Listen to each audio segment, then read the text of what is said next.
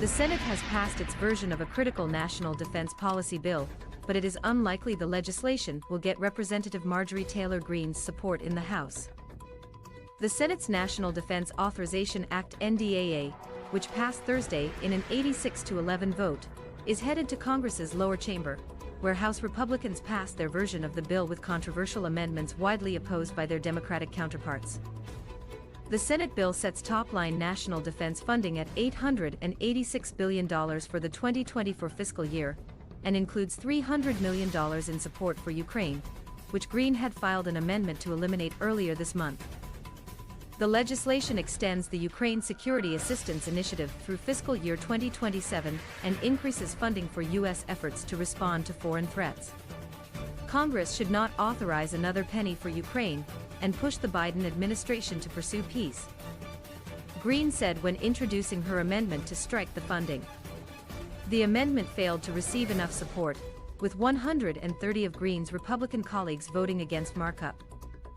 Greene was expected to vote against the House's version of the NDAA since it included Ukraine funding, but she switched her vote in a last-minute decision after House Speaker Kevin McCarthy offered her a seat on a House-Senate Conference Committee.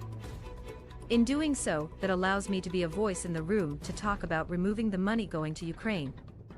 To talk about the importance that our Department of Defense's mission is to deter war and protect our nation's security, Greene told reporters when speaking about McCarthy's invitation.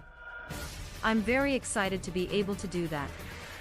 Ukraine has received more than $100 billion in military and non-military aid from the U.S. since the war began with Russia's invasion in February 2022. But Republicans have grown increasingly wary of sending more money.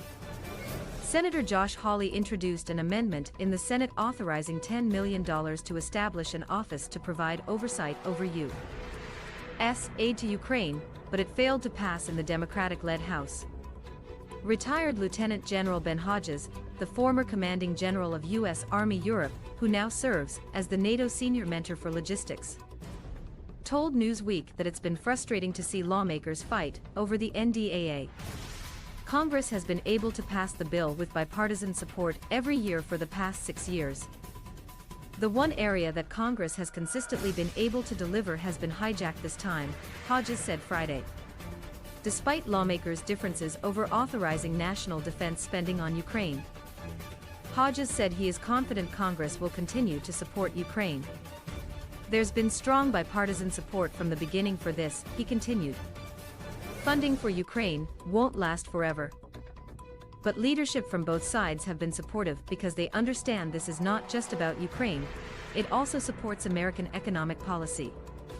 One way President Joe Biden could get more Americans on board with sending more money to Ukraine is to specify what the U.S. government aims to achieve with that spending. The administration has done a good job on so many aspects in its response to the Ukraine war, but has failed to identify what these final objectives are. Hodges said, making those goals clear would bolster the argument to continue sending aid, he added.